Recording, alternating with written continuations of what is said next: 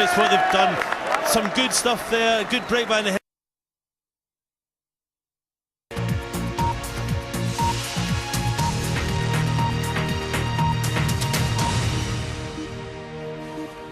Good afternoon. Salvage crews will today try and recover a stricken ferry that ran aground off the coast of Blackpool in horrendous weather last night.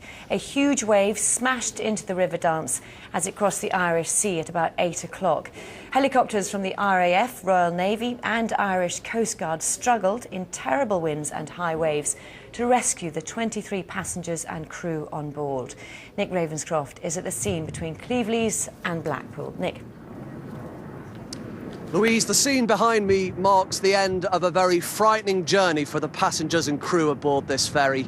It should have been a routine crossing from Ireland to Heysham in Lancashire, but at about 7:30 last night, things began to go very wrong.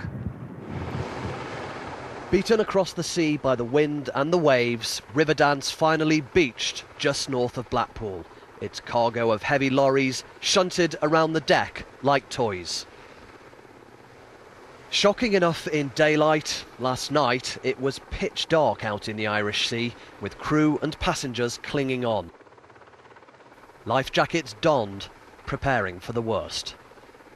These night vision pictures were taken by a rescue helicopter, scrambled to the ferry after it sent out a mayday call. Conditions today are bad, but overnight they were described as horrendous. 14 people were winched to safety, though 9 crew stayed on board to try and save the ferry. After hours of battling the elements, they too abandoned ship this morning and were airlifted to shore. Well, quite clearly for the crews that winched them off at 70-mile-an-hour winds at night, that's dangerous. We were very close to losing people, and it's without the tenacity and experience of that air crew, or the air crews should I say, that we were able to get the people off safely.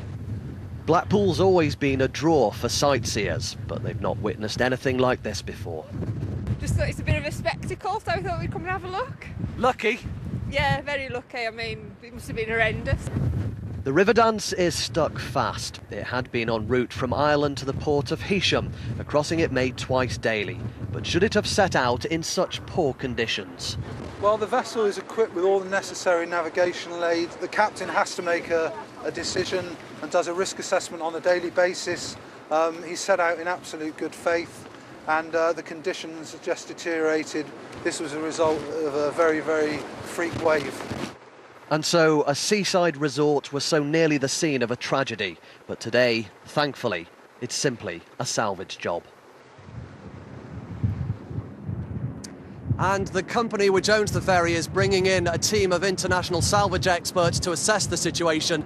I'm told by the Coast Guard it will be days or weeks before this ferry is moved from the beach. Meanwhile, there is a smell of fuel oil around here, and as I speak, the Coast Guard has a plane up in the sky doing a survey to see if indeed there has been any pollution.